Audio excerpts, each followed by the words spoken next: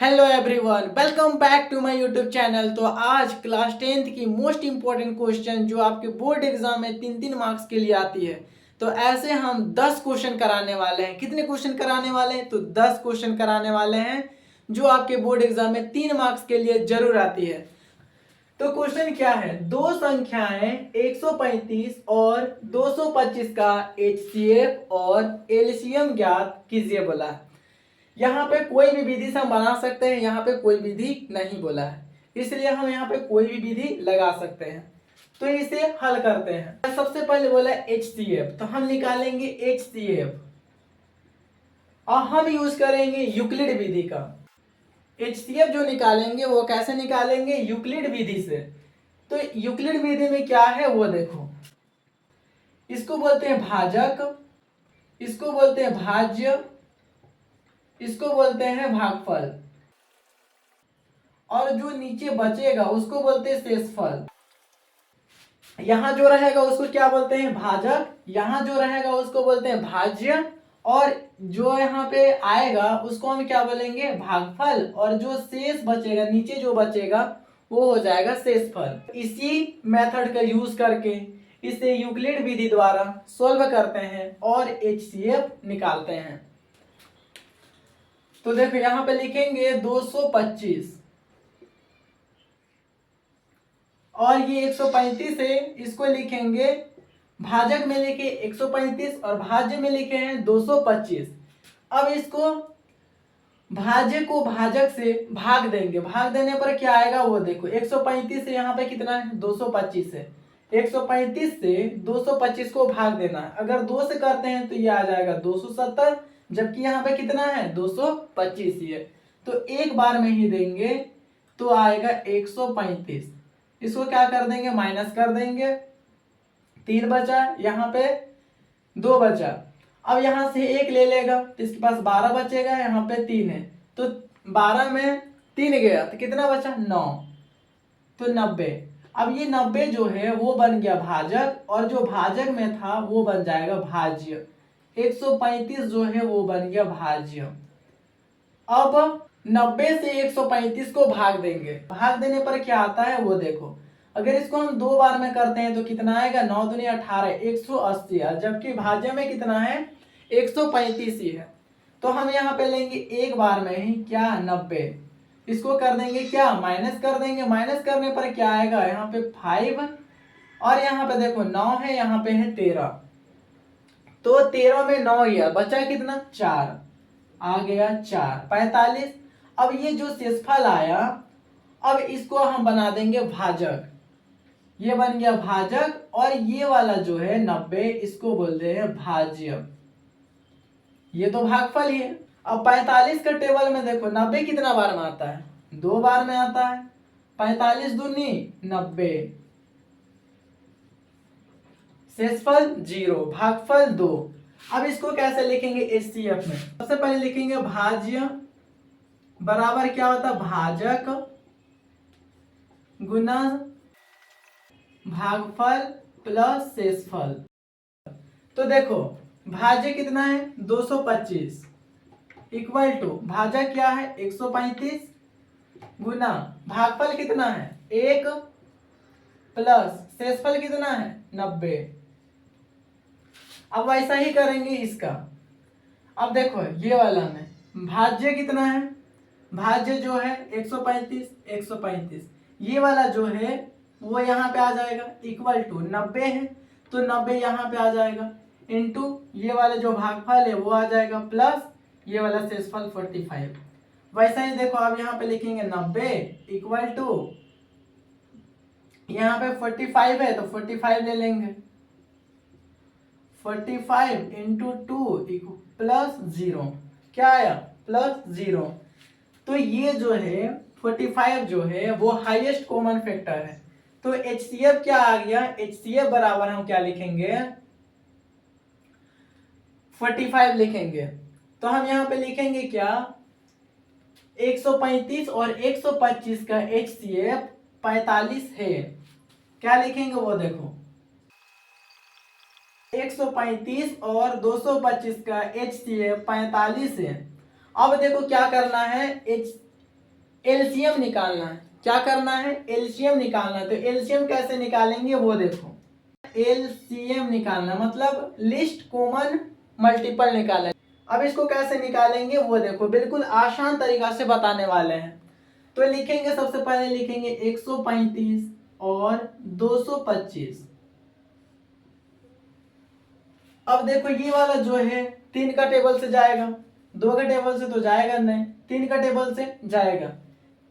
3 चौके 12, 3 पचे 15, 3 सते 21, एक बचा, 3 पचे 15, 75 आ गया। फिर से 3 से जाएगा, बिल्कुल जाएगा। 3 एका 3, 3 पचे 15। अब इसको कर, 3 दूनी 6, 3 पचे 15। अब देखो यहाँ पे क्या 3 से जाएगा? देखो यहाँ पे कि क्या यह 3 से जाएगा? नहीं जाएगा। कितना से जाएगा? 5 से जाएगा। तो 5 3 जा 15, यानी 5 दिया 15 और 5 है 25। अब आया क्या वो देखो, 3 इंटू 3 इंटू एक 3 यहाँ है 3, 5 इंटू 5 ये आया। अब इसको क्या कर देंगे, 3 इंटू 3 9, 9 इंटू 3 27, 5 इंटू 5 25। अब इसको सॉल्व करना है। तो इसको हम गुना करेंगे, तो गुना करने पर क्या आएगा वो देखो, 27 और 25 को जब हम गुना करते हैं तो गुना करने पर क्या आता है? तो 5 सत्ते 35, 35 के 5 हाथ में 3, 5 दूनी 10 और 7 दूनी 14, 14 और 10 कितना हुआ? 24, 24 और 3 27, 27 के 7 हाथ में 2, 2 दूनी 4, 4 और 2 6, यानी आया कितना? 675। तो हम क्या लिख सकते हैं, 135 और 225 का एलसीएम 675 है। बराबर कितना? 675 है। आई होप ये आपको अच्छी तरह से समझ में आ गई होगी। तो चलो बढ़ते हैं नेक्स्ट क्वेश्चन की ओर। तो दूसरा क्वेश्चन देखो, दूसरा क्वेश्चन क्या बोला है, वो क्या है, दो संख्याओं 26 और 91 का एचसीएफ ज्ञात कीजिए यूक्लिड विधि से। यूक्लिड विधि से एचसीएफ ज्ञात करने बोला है, यहाँ पे एलसीएम ज्ञात करने नहीं बोला। पिछले क्वेश्चन में क्या था कि पिछले क्वेश्चन में एचसीएफ के साथ एलसीएम भी ज्ञात करना था। पिछले क्वेश्चन में कौन सी विधि से बनानी थी वो हमें क्लियर पता नहीं था, लेकिन यहाँ पे क्या है कि अब हमें क्लियर पता चल गया कि यूक्लिड विधि से ही बनाना है। तो यहाँ पे हम हल करेंगे क्या कि यूक्लिड विधि से अब एचसीएफ निकालेंगे। इससे पहले वाले क्वेश्चन पर जिस तरह से हम एचसीएफ निकाले थे ठीक वैसा ही इसमें भी एचसीएफ निकालेंगे। तो 26 भाजक बन गया, 91 जो है ये भाज्य बन गया। अब देखो 91 को 26 से भाग देंगे, 26 से भाग करने पर क्या आता है वो देखो, 91 को क्या करना है, 26 से भाग देना है। तो 3 से इसको हम 3 बार में देते हैं, तो 6 दिया 18, हाथ में 1, 3 दूनी 6, 6 और 1 7, आया कितना 78। यहाँ पे कितना 8, यहाँ पे है 1। अब यहाँ से 9 से ये 1 लेगा तो इसके पास बचा आया कितना 11। अब 11 में 8 गया, 11 में 8 गया तो बचा कितना 3। यहाँ पे देखो, यहाँ पे बचा कितना 9 था तो बचा कितना 8 बचा, 8 में 7 गया तो बचा 1।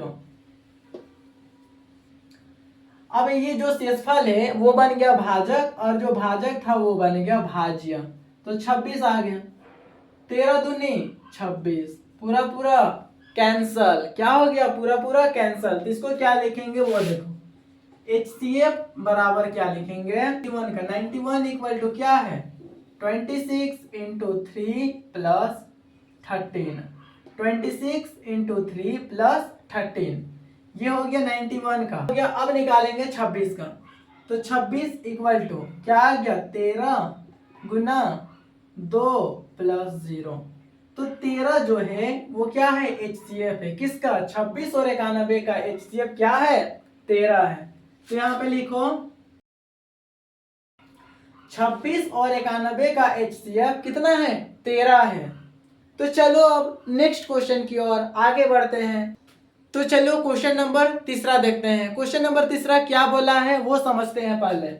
दो संख्याओं 8 और 12 का HCF और LCM ज्ञात कीजिए तथा यह सत्यापित कीजिए कि HCF गुना LCM बराबर क्वेश्चन मार्क। जो हम फर्स्ट क्वेश्चन सॉल्व किए उसमें क्या था? LCM और HCF दोनों निकालना था, बट इसमें क्या है, LCM और HCF को गुना करने पर क्या आता है। तो चलो इसे हल करते हैं। इसमें भी हम यूज करेंगे यूक्लिड विभाजन विधि का है। यूक्लिड विधि से हम क्या करेंगे, HCF निकालेंगे। तो HCF निकालने के लिए क्या करेंगे, सबसे पहले लिखेंगे 12 को 8 से क्या करेंगे, भाग देंगे। तो कितना बार में जाएगा, 2 बार में करेंगे तो 16 आ जाएगा, एक बार में ही करेंगे। 8 का 8 आया, कितना 4। 4 को 8 से डिवाइड करेंगे, 4 दूनी 8, पूरा पूरा कैंसल। HCF जो है वो आया 4। तो इसको कैसे लिखना वो देखो। तो इसको लिखेंगे 12 इक्वल टू 8 गुना 1 प्लस 4। अब उसके बाद में इसको देखो, 12 का हो गया, अब करेंगे 8 का। तो 8 इक्वल टू 8 गुना, देखो 8 यानी 4 गुना 2, 4 गुना 2 प्लस 0। तो जो 4 है, 4 जो है वो क्या है, HCF है।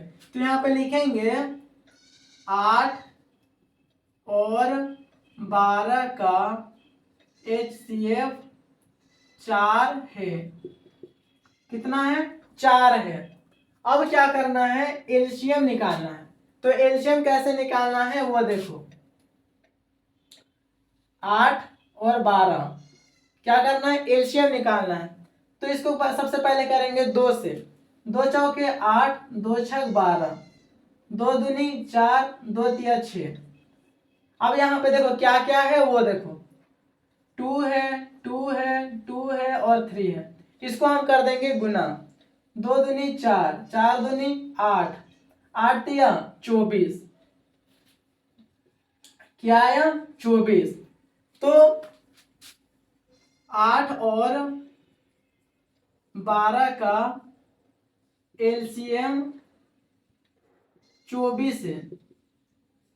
कितना आया, 24 है। अब क्या करना है वो देखो, HCF और एलसीएम को गुना कर देना है। ये दोनों में क्या करना है, गुना कर देना। तो गुना करने पर क्या आता है वो देखो, HCF गुना LCM। अब LCM कितना है, LCM जो है वो है 24 और HCF कितना है 4। अभी दोनों को गुना कर देंगे तो 4 चौके 16, 4 दूनी 8, 8 और 1 9। यानी जो आया HCF और LCM को गुना करने पर जो आया वो आया कितना, 96 आया।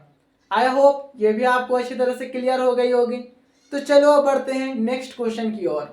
तो क्वेश्चन नंबर 4 देखते हैं। क्वेश्चन नंबर 4 में क्या है वो देखो। सिद्ध कीजिए कि √7 एक अपरिमेय संख्या है। √7 को क्या करना है, एक अपरिमेय संख्या सिद्ध करना है। क्या करना है, अपरिमेय संख्या सिद्ध करना है। जस्ट इसकी ऑपोजिट इसे, यानी √7 को परिमेय संख्या मान लेंगे। क्या करेंगे, √7 को परिमेय संख्या मानेंगे। तो लिखेंगे माना कि √7 एक परिमेय संख्या। परिमेय संख्या जो है वो किस फॉर्मेट में रहता है, P/Q के फॉर्मेट में होती है, जहां Q is not equal to 0, जहां Q का वैल्यू कभी 0 हो ही नहीं सकता।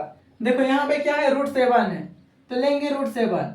यहाँ पे कुछ नहीं, मतलब क्या है 1 है, इसलिए बोला है कि Q का value is not equal to 0। Q का वैल्यू कभी 0 हो ही नहीं सकती। तो इसे हम क्या करेंगे, परिमेय संख्या जो है P/Q, उसे हम √7 को बैलेंस कर देंगे। तो लिखेंगे P/Q इक्वल टू √7। √7 को बैलेंस कर दिए। यहाँ पे कारण लिखेंगे P और Q सह अभाज्य संख्या है जहां Q is not equal to 0। यानी सह अभाज्य कहने का मतलब क्या है कि एक के अतिरिक्त कोई दूसरा उभयनिष्ठ गुणनखंड ना हो। जैसे यहाँ पे 1 है तो 1 के अलावा कोई दूसरा उभयनिष्ठ गुणनखंड नहीं होगा।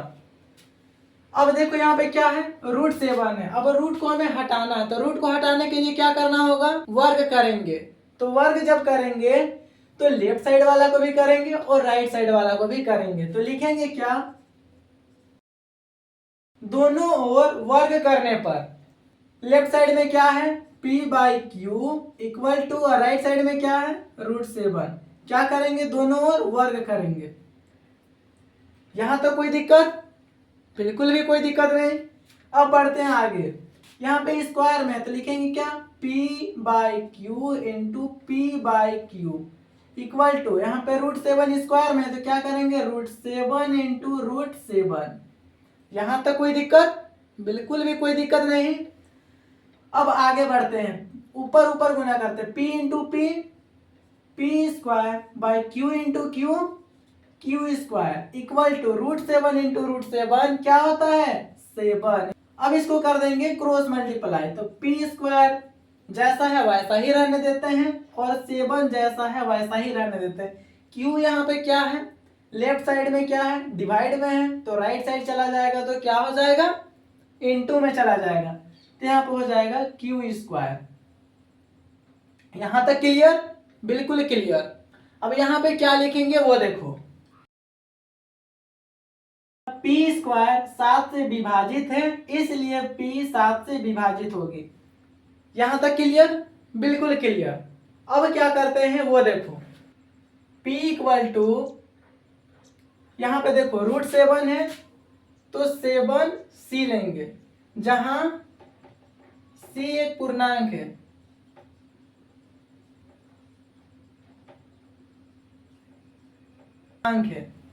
अब क्या करेंगे, अब देखो यहाँ पे p बराबर 7c है और यहाँ पे देखो p स्क्वायर बराबर 7q स्क्वायर है। तो अब यहाँ पे क्या करना है वो देखो, यहाँ पे p स्क्वायर के फॉर्मेट में लाना है, इसको जो है क्या करना है, p स्क्वायर के फॉर्मेट में लाना है। तो क्या करेंगे, दोनों ओर वर्ग करेंगे तभी आएगी p स्क्वायर के फॉर्मेट में। तो यहाँ पे देखो, दोनों ओर वर्ग करने पर तो लिखेंगे p इक्वल टू 7c। क्या कर रहे हैं, दोनों ओर वर्ग कर रहे हैं, p स्क्वायर है तो p into p equal to 7 into 7 into c into c। अब यहां पे देखो p into p square equal to 7 into 7 49 into c square. p square देखो और यहाँ पे देखो p स्क्वायर बराबर क्या है, 7q स्क्वायर है, तो हम p स्क्वायर के जगह पर हम क्या लिखेंगे, 7q स्क्वायर लिखेंगे। तो 7q square equal to 49 into c square. यहाँ पे कारण लिख देना, यहाँ पे कारण लिखना, कारण क्या लिखना, चूंकि p स्क्वायर बराबर 7q स्क्वायर है। अब बढ़ते हैं आगे, अब यहाँ पे देखो, यहाँ पे 7 यहाँ पे 49 है, तो 7 और 49 कट जाएगा, 7 का 7, 7 7 49 आया क्या, q square equal to 7c square. अब q जो है वो 7 से भी, q स्क्वायर जो है वो 7 से विभाजित है, इसलिए हम कह सकते हैं कि q भी 7 से विभाजित होगी। तो लिखेंगे q स्क्वायर 7 से विभाजित है, इसलिए q 7 से क्या होगा, विभाजित होगा। देखो 7 जो है p square, q square, p और q से क्या है, विभाजित है। ये विभाजित क्यों हुई, क्योंकि √7 को हम क्या माने हैं, एक परिमेय संख्या माने हैं, इसलिए 7 जो है p square, q square, p और q से पूर्ण रूप से विभाजित है, जो कि हमारी गलत कल्पना के कारण आई है। तो अतः हम कह सकते हैं कि √7 एक परिमेय संख्या ना होकर क्या है, एक अपरिमेय संख्या है। तो यहाँ पे लिखेंगे क्या वो देखो, यह विरोधाभास हमारी गलत कल्पना के कारण आई है, अतः हम कह सकते हैं कि √7 एक परिमेय संख्या ना होकर क्या है, एक अपरिमेय संख्या है। तो चलो अब नेक्स्ट क्वेश्चन की ओर, नेक्स्ट क्वेश्चन क्या है वो देखते हैं। तो क्वेश्चन नंबर 5 देखते हैं, तो क्वेश्चन नंबर 5 में क्या है, किसी बहुपद p ऑफ x के लिए y बराबर p ऑफ x का ग्राफ नीचे आकृति 2.10 में दिया हुआ है, जो कि यहाँ पे है 2.10। प्रत्येक स्थिति में p ऑफ x के शून्यांकों की संख्या ज्ञात कीजिए। मतलब p ऑफ x मतलब x अक्ष को ये जो रेखा है वो कितनी बार प्रतिच्छेद कर रही है, इस ग्राफ में कितनी बार प्रतिच्छेद कर रही है, वही इस ग्राफ का क्या है, शून्यांक है। तो सबसे पहले देखते हैं आकृति 1 में क्या है, x अक्ष को कितनी बार विभाजित की है, x अक्ष को एक बार ही विभाजित किया है, यानी शून्यांकों की संख्या कितनी है, 1 है। कितना है, 1 है। अब क्वेश्चन नंबर दूसरा में देखो कि इस ग्राफ में x अक्ष को कितनी बार विभाजित किया है, तो x अक्ष को 1, 2 और 3 बार विभाजित किया, यानी शून्यांकों की संख्या जो है वो कितनी है, 3 है। अब यहाँ पे देखो तीसरा ग्राफ में कि इस ग्राफ में x अक्ष को कितनी बार विभाजित की है। यहाँ पे देखो इस क्वेश्चन पर अक्सर बच्चे फंसते हैं, और कहाँ पे फंसते हैं वो देखो। यहाँ पे देखो x अक्ष को यहाँ पे क्या किया है, टच किया है, x अक्ष को क्या किया है, टच किया है। तो यहाँ पे बच्चे क्या समझते हैं कि यहाँ पे टच किया, यहाँ पे टच किया, यानी यहाँ पे हो गया 1, 2 और यहाँ पे 2, 4 और ये हो गया 5। बिल्कुल ये गलत है, इसको कैसे सही करना है वो देखो। तो यहाँ पे देखो एक अक्ष को कितनी बार विभाजित कर रही है वो देखो, एक बार यहाँ, एक बार यहाँ और एक बार यहाँ, 3 बार ही विभाजित कर रही है। अर्थात हम कह सकते हैं कि इस ग्राफ में भी x के शून्यांक कितनी है, 3 ही है। आई होप ये भी आपको क्लियर हो गई होगी। तो अब बढ़ते हैं नेक्स्ट क्वेश्चन की ओर। तो देखते हैं क्वेश्चन नंबर 6। क्वेश्चन नंबर 6 क्या बोली है वो देखते हैं। जांच कीजिए कि p of x equal to X cube minus 3x plus 1 में x बराबर 1 शून्यांक है या नहीं। x बराबर 1 अगर इसमें हम पुट करते हैं तो पुट करने पर शून्य आता है या नहीं, वही हमें जांच करना है। तो चलो इस क्वेश्चन को सॉल्व करते हैं। तो सबसे पहले लिखेंगे क्वेश्चन को ही, p of x equal to X cube minus 3x plus 1। x बराबर क्या है, 1 है। तो p ऑफ x में क्या लिखेंगे, x के जगह पर लिखेंगे 1 इक्वल टू एक्स क्यूब है और x का वैल्यू कितना है, 1 है, तो 1 क्यूब माइनस 3 इंटू एक्स का value 1 plus 1। p of 1 equal to 1 cube कितना होगा, 1 ही होगा, माइनस 3 इंटू 1 3 प्लस 1।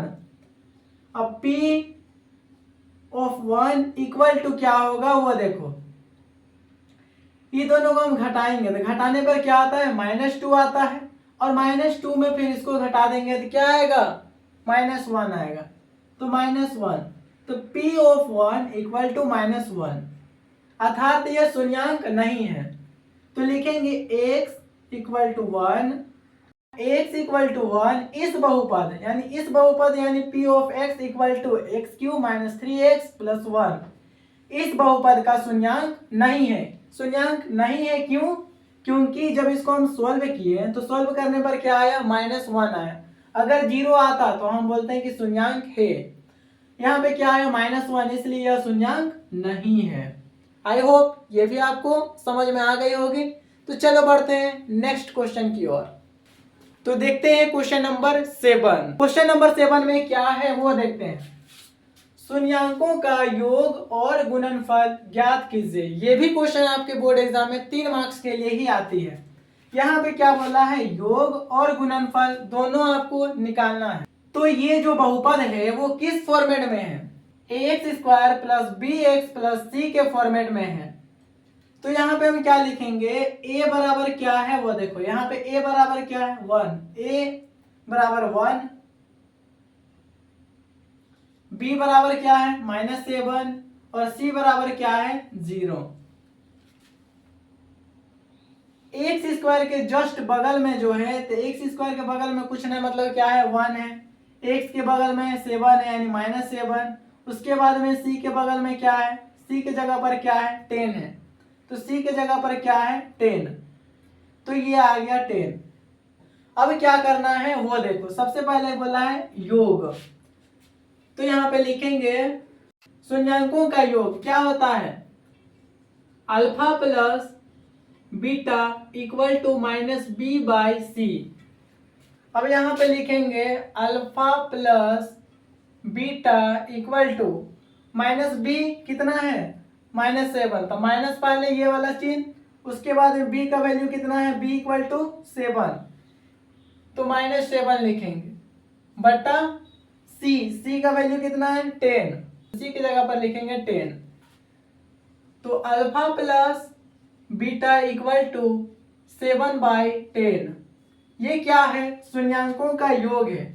अब निकालना क्या है शून्यांकों का गुणनफल, तो शून्यांकों का गुणनफल क्या होता है alpha into beta equal to C by A, क्या होता है सी बाई ए, तो सी कितना है 10, ए कितना है 1, यानी आया क्या alpha into beta equal to 10, यानी शून्यांकों का गुणनफल आया 10 और शून्यांकों का योग आया 7/10। आई होप ये भी आपको अच्छी तरह से क्लियर हो गई होगी। तो अब बढ़ते हैं नेक्स्ट क्वेश्चन की ओर। तो क्वेश्चन नंबर 8, तो क्वेश्चन नंबर 8 में क्या दिया है वो देखते हैं।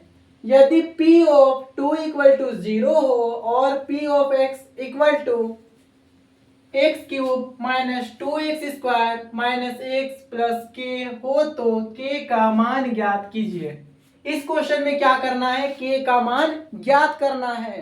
कैसे ज्ञात करना है वो आप देखो, तभी आपको स्टेप बाय स्टेप समझ में आने वाले। तो सबसे पहले लिखेंगे हल, तो p of x equal to क्या है x cube minus 2x² minus x plus k, ये हम क्वेश्चन को उतार दिए। अब क्या करना है वो देखो, p ऑफ x के जगह पर क्या है 2 है, तो डाल दिए 2, यानी x का जो वैल्यू है वो है 2, तो जहां भी हमें x दिखेगी वहां पे हम 2 पुट करेंगे।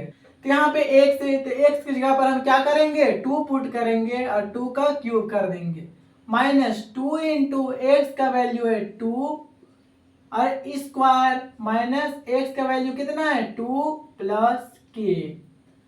अब क्या करना है p of 2 equal to 2 cube है तो लिखेंगे 2 इंटू 2 इंटू 2 माइनस ये वाला 2 जैसा है वैसा ही रहेगा इंटू 2 स्क्वायर है यानी 2 into 2 minus 2 plus k। p of 2 equal to, तब इसे क्या करेंगे सोल्व करेंगे, 2 2 जा 4, 4 2 जा 8, आया क्या 8 माइनस 2 2 जा 4, 4 2 जा 8, आया क्या 8 माइनस 2 प्लस k। अब यहाँ पे देखो p of 2 equal to 8 plus में 8 माइनस में, तो ये क्या हो जाएगा कैंसल, बचा क्या -2 प्लस k। अब यहाँ पे देखो -2 plus k equal to 0, k equal to 2, यानी k का जो वैल्यू आया वो कितना आया 2 आया, क्या आया 2। यहाँ पे बोलोगे कि बहुत पे बोलोगे 90% स्टूडेंट यहाँ पे क्या हो जाते हैं फेल हो जाते हैं। क्यों फेल होते हैं, क्योंकि वो सोच रहे हैं कि 0 कहाँ से आया। तो p ऑफ 2 इक्वल टू क्या है 0, तो p ऑफ 2 इक्वल टू 0 है, तो इसलिए हम 0 पुट किए और इसको हम बैलेंस कर दिए। आई होप ये आपको अच्छी तरह से क्लियर हो गई होगी। तो अब चलो नेक्स्ट क्वेश्चन की ओर। क्वेश्चन नंबर 9, दिखाइए कि x माइनस 3 बहुपद x cube minus 7x² plus 14x minus 12 का गुणक है। ये हमें क्या करना है दिखाना है। तो इसे चलो सॉल्व करते हैं तभी आएगी समझ में। तो यहाँ पे क्या है x माइनस 3 है, तो हम क्या करेंगे x माइनस 3 को हम 0 से बैलेंस कर देंगे, तो x इक्वल टू आया क्या 3। तो यहाँ पे लिखेंगे p ऑफ x की जगह पर हम क्या लिखेंगे p ऑफ 3 लिखेंगे। P ऑफ 3 लिखेंगे। अब क्वेश्चन जो है वैसा हम उसको क्वेश्चन को ही उतार देते हैं। तो यहाँ पे देखो P of x equal to क्या है, x cube minus 7x² plus 14x minus 12। अब x बराबर क्या आया 3, तो लिखेंगे P of 3 equal to x का वैल्यू कितना है 3, तो लिखेंगे 3 cube minus 7 into 3 square plus 14 into 3 minus 12। P of 3 equal to 3 cube है इसलिए 3 into 3 into 3 minus 7 into 3 square है इसलिए 3 into 3 plus 14 into 3 minus 12। P of 3 equal to, अब इसे क्या कर देंगे, गुना कर देंगे। तीनों को गुना करने पर क्या आता है वो देखते हैं। 3 तिया 9, 9 तिया 27, आया क्या 27, माइनस है तो माइनस 10। उसके बाद इसको करेंगे 3 तिया 9, 9 अठे 9 सते 63, क्या 9 सते 63 प्लस 14 तिया 42 माइनस 12। और जो प्लस में है उसे एक जगह लिखेंगे और जो माइनस में है उसे एक जगह लिखेंगे। तो 27 प्लस 42, यहाँ पे माइनस 63 और माइनस 12। अभी दोनों को सबसे पहले सॉल्व करेंगे फिर ये दोनों को। तो P ऑफ 3 इक्वल टू 27 और 42 कितना हो गया 69। यहाँ पे माइनस है यहाँ भी माइनस है, तो माइनस माइनस क्या होता है प्लस होता है, लेकिन चिन्ह जो रहता है वो माइनस का ही रहता है। तो यहाँ पे क्या हो जाएगा 75। तो P ऑफ 3 इक्वल टू 69 को 75 से माइनस कर देंगे तो क्या आएगा वो देखो -6। तो P ऑफ 3 इक्वल टू क्या आया -6। तो हम कह सकते हैं कि x माइनस 3 इस बहुपद का गुणांक नहीं है। तो हम लिखेंगे क्या, x माइनस 3 इस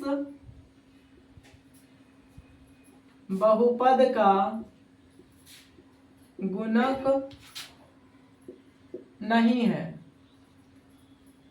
आई होप ये भी आपको अच्छी तरह से क्लियर हो गई होगी। तो अब बढ़ते हैं क्वेश्चन नंबर 10। तो क्वेश्चन नंबर 10 क्या है वो देखते हैं। यदि x प्लस 1 बहुपद x cube plus 3x² minus x minus 3 का गुणक है तो अन्य गुणक ज्ञात कीजिए।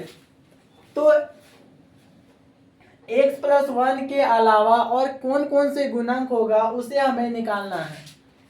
तो सबसे पहले क्या करेंगे, इसको हम मानेंगे भाजक और इसको मान लेंगे भाज्य। भाज्य को भाजक से हम क्या करेंगे, भाग करेंगे। तो सबसे पहले इसको हम विभाजित करेंगे।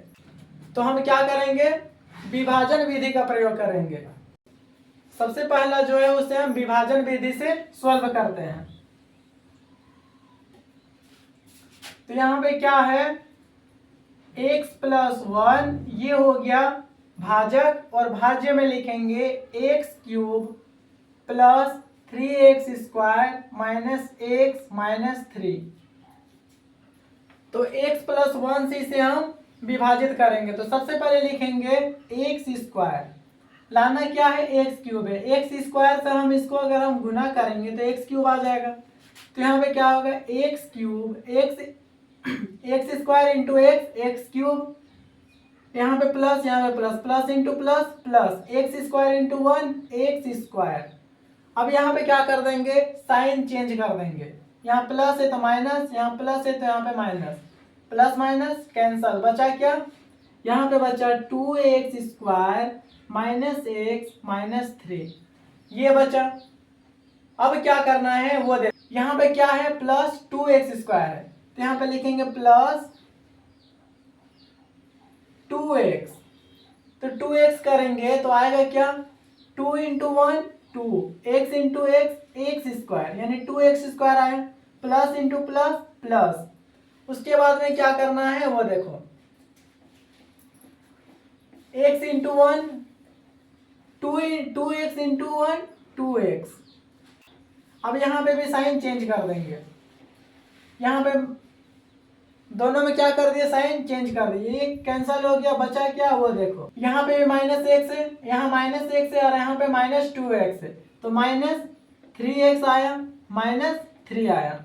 अब यहाँ पे क्या करेंगे, -3 लेंगे तो आएगा -3x, तो माइनस इंटू -3 × x -3x, फिर उसके बाद में देखो माइनस इंटू प्लस माइनस 3 × 1 3। अब यहाँ पे क्या कर देंगे, चेंज कर देंगे, तो यहाँ पे माइनस में था प्लस कर दिए, माइनस में था प्लस कर दिए, ये कैंसल आया क्या, 0।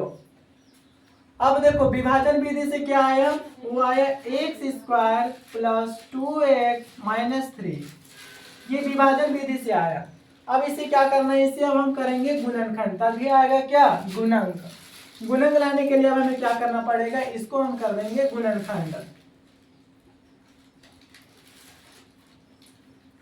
तो इसे लिखेंगे पहले, क्या है, x² + 2x - 3 को हम लिखेंगे और इसका गुणनखंड करेंगे, तो x² + 2x - 3 ये है।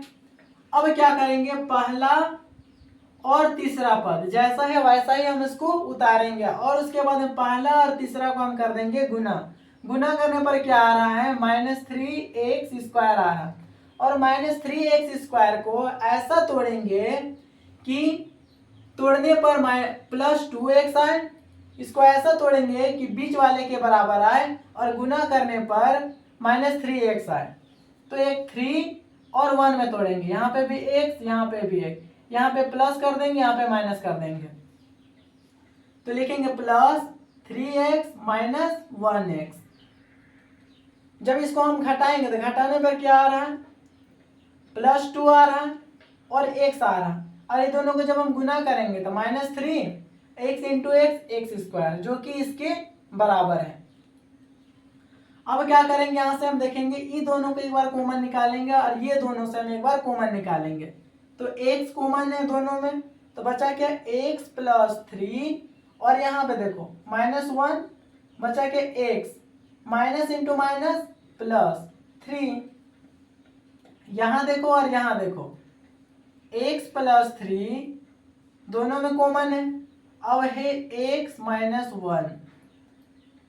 तो जब इसका हम गुणनखंड किए तो गुणनखंड करने पर क्या आया, x + 3 और x - 1 आया, जो कि अन्य दो गुणक है, किसका, इस बहुपद का। अब इसमें क्या कर देंगे, इसमें हम इसको भी शामिल कर देंगे,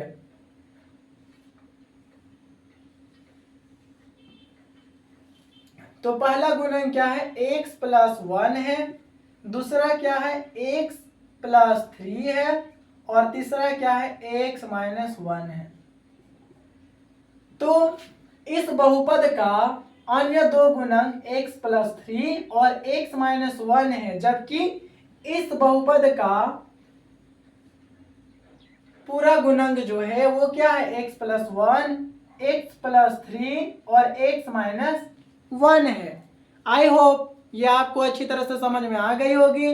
अगर वीडियो आपको अच्छी लगी है तो वीडियो को लाइक करें, शेयर करें, कमेंट करें और हमारे चैनल को सब्सक्राइब करें ताकि हमारी वीडियो की नोटिफिकेशन सबसे पहले आप तक पहुंचे। Thank you.